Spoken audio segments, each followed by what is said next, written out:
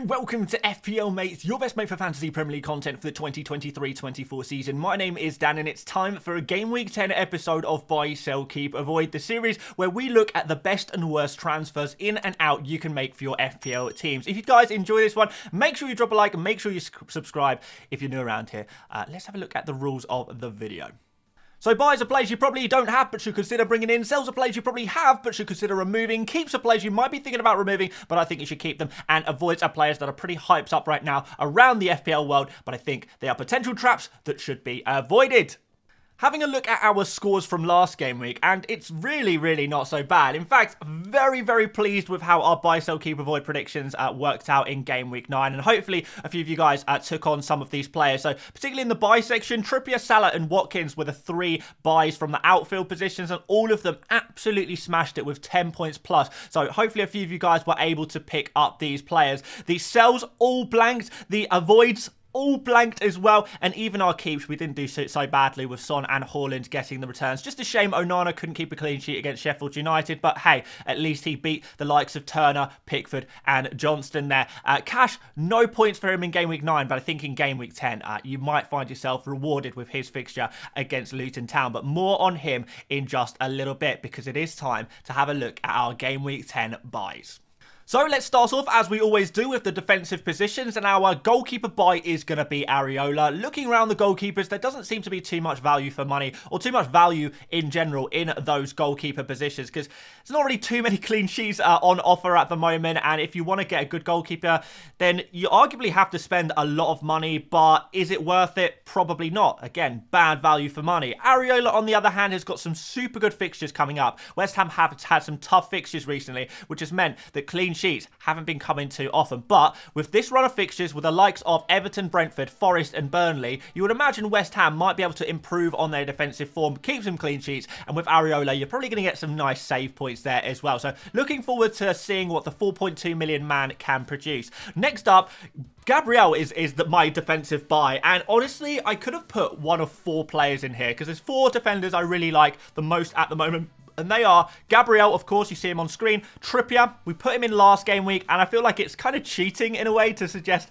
Trippier is a buy. We all know by now that he is the best defender to go for, but he is kind of expensive, and I think that's what puts some people off buying him, or kind of locks some people off buying him completely. But Trippier is the best defender, but I wanted to look at some cheaper options. Cash is another player I could have put in this category quite easily with his good attacking numbers against Luton Town this week, and Simicast is the other guy as well. But today, I want to focus on Gabriel. He's not a defender we've spoken about too much this season, since the start of the season when he kind of let everyone down. But now, we've got Sheffield United up next. And the reason I like this fixture so much is because Gabriel is likely to keep a clean sheet. This is one of the easiest bankers for a clean sheet you will get all season. And also, we know that Sheffield United concede a lot of chances from kind of aerial presences from those set pieces. So you can imagine that Gabriel, as the aerial threat for Arsenal, when there's corners being whipped in, when there's free kicks being whipped in, Gabriel is going to be the target man there, and I think he's got a good chance of scoring some goals. We've already seen it in the Newcastle game, for example. A lot of you guys would have benefited from the likes of Burn and Botman scoring headed goals against Sheffield United. It's time to run it back, this time with Gabriel, one of the best kind of aerial threats in the defensive position in the entire Premier League. Scored kind of 8 goals for Arsenal over the last couple of seasons, so you know you can get a goal every so often if the scenario is right, and the scenario is very much right. So I do think Gabriel could be a 15-pointer man this game week with a clean sheet, headed goal and some bonus points on top of that as well. Could be a real difference maker. And he's also a defender who I do believe is nailed on. Very cheap way to get into the Arsenal defence for regular clean sheets over the long term as well. So he's a player you can buy now and hold on to him and not have to worry about it in the long term, because Arsenal are putting up really good defensive numbers and they've got good opportunities to keep clean sheets in the future. I know the Chelsea game was not ideal, you know, a cross going in, a penalty there as well, but I don't think that is enough to put me off the Arsenal defence. So looking forward to seeing what they can produce, and he would be one of the top defenders I would think about buying this week.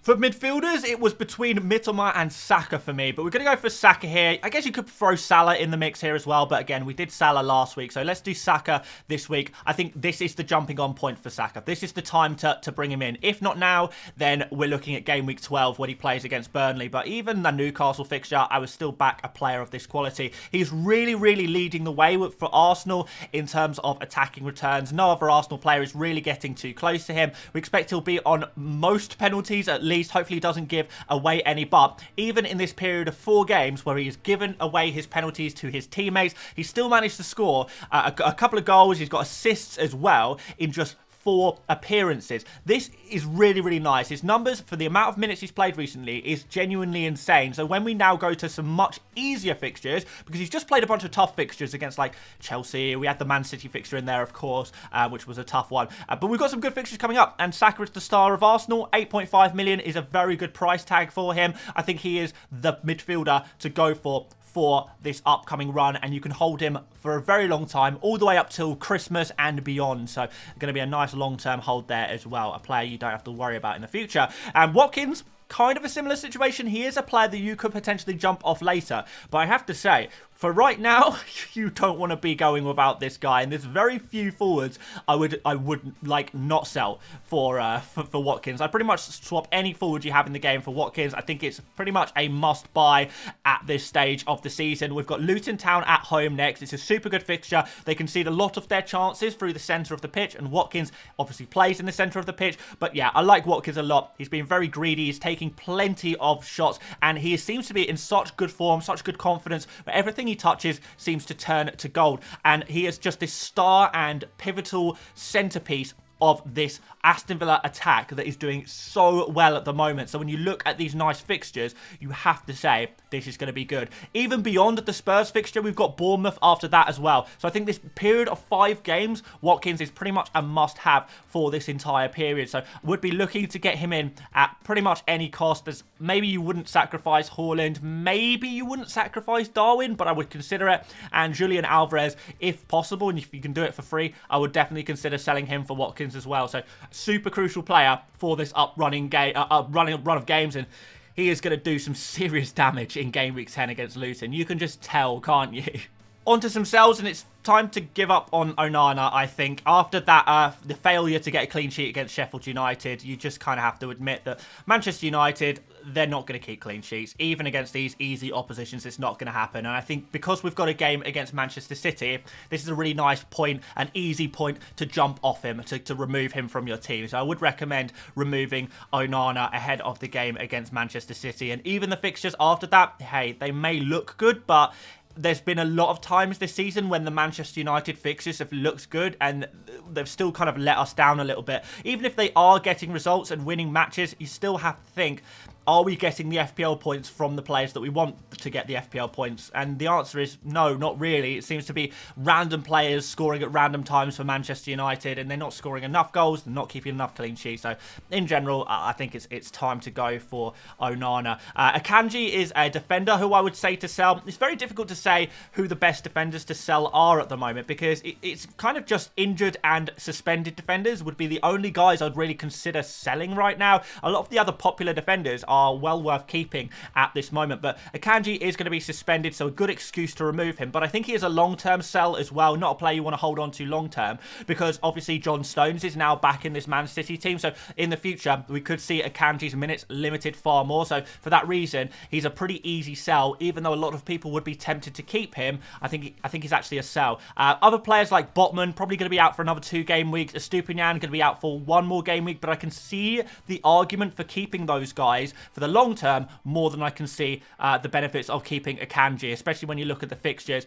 Big derby against United, we've got Chelsea there and Liverpool as well. So Man City obviously do have some tough fixtures. Even after that, the fixtures are, they continue to be tough. So we've got Spurs coming up as well. So don't expect too many clean sheets. Expect rotation from Akanji. It might be time to just get rid of him and buy someone else. Buy Gabriel or Simicast or Trippier or Cash. Those are your 4 guys as your defensive replacements.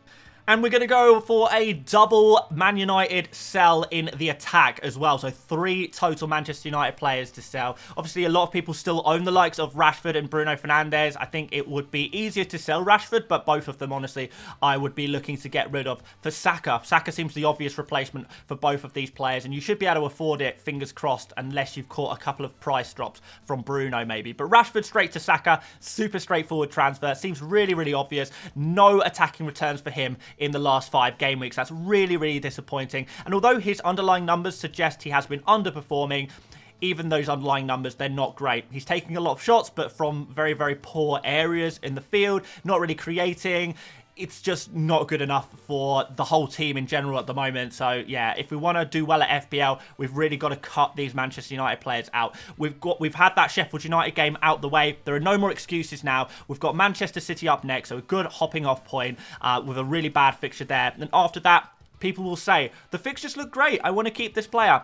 I'm not feeling it at all. I really just have lost all faith in Manchester United as a team in FPL terms, and I think you just got to get rid of them, cut it off. Like, forget about these good fixtures. It doesn't matter if they have good fixtures. Clearly, I'd rather have a better player or a more informed player with worse fixtures. To be honest, that's kind of how it works with attackers. You back the form over the fixture. So Rashford, therefore, Bruno, therefore, gotta go. As has Højlund. People have been buying him in masses over the last, 5 game weeks, just expecting that things are going to get better, things are going to finally click and start working together. And they just haven't. Again, great jumping off point here. The likes of Alvarez and Darwin Núñez and, more importantly, Watkins are 2 valuable players right now to miss out on, because you are hoping things are magically going to change for Manchester United. It's going to take some time, and I think we do need to see some evidence of things getting better for United before we go back in on their assets. Right now, the opportunity cost of keeping these guys is just way too high, and it's just not worth it as far as I'm concerned. So sell those Manchester United players.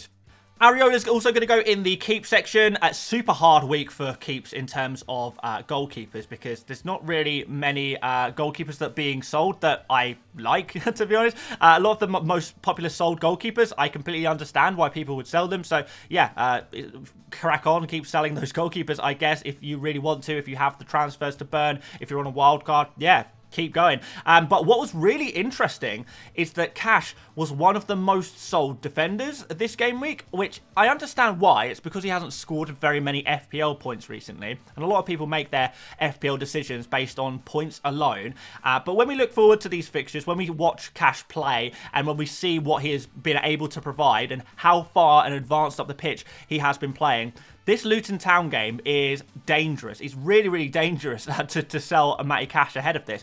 This could go really well. Even Forest and Fulham after that, super weak attacks. And even though Aston Villa haven't been the best defence in the Premier League, you do back them to keep a clean sheet in these kind of fixtures. For defenders, fixtures over form works very well. But don't underestimate Cash's attacking form, because although he hasn't necessarily been getting a lot of returns recently, he's been in all of the right areas. Aston Villa in general as an attack have just been phenomenal, and Cash has been a big part of that, and a little bit unfortunate not to get attacking returns. So I don't think it's bad form from Cash. I don't think it's bad form from Aston Villa. I think they're a good team with good fixtures, and it's definitely an opportunity to keep a player that a lot of people have, quite frankly, given up on. And you could really, really see some nice results in this next game week.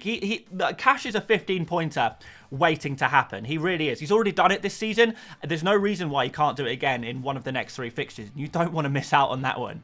And Mitoma is a keep, which to me seems really, really obvious. To a lot of you guys, it sounds pretty obvious as well, I'm sure. But here's a fact for you. Out of all of the midfielders in FPL right now, after Rashford and Bruno Fernandes, Mitoma is the 3rd most sold midfielder in the game. People are dropping this guy in their droves.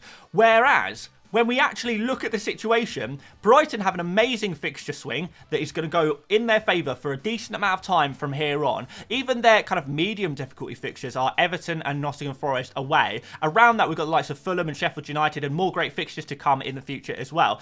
I would be really, really wanting to buy players like Mitoma. I wouldn't want to sell him, and yet so many people are selling him. So there's a real opportunity here. For those of you guys who already have him, you're in a great situation. For those of you guys who are selling him, well, all the better for everyone buying him and keeping him, really, because this is going to be a big advantage to those people who are willing to keep patience and keep faith in Mittelman, because he's had some good numbers so far this season. He is the most nailed on. We've got Solly March now injured. That's going to give slightly more minutes to Mittelman as well, and I think he's going to kill it, just like he has done in all of the kind of easier fixtures so far this season that Brighton have had. So definitely, without a shadow of a doubt, a keep, despite how popular he is as a sell. And of course, I've got to throw in Erling Haaland as a keep here as well. I'm not ready to depart with this guy. I know a lot of people want to sell him, and that's fine. You do you, boo. But for me, he is a keep. When I look at these next two fixtures against United and Bournemouth, I think both of these are very strong fixtures. Man United in some poor form, and Bournemouth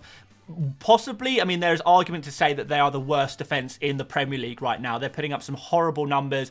Maybe Sheffield United are the only team that's slightly worse than them right now. Bournemouth at home is an insane fixture. And, you know, the reason why I'm so kind of bullish on keeping him, it's just that the fact that it's going to happen at some point or another.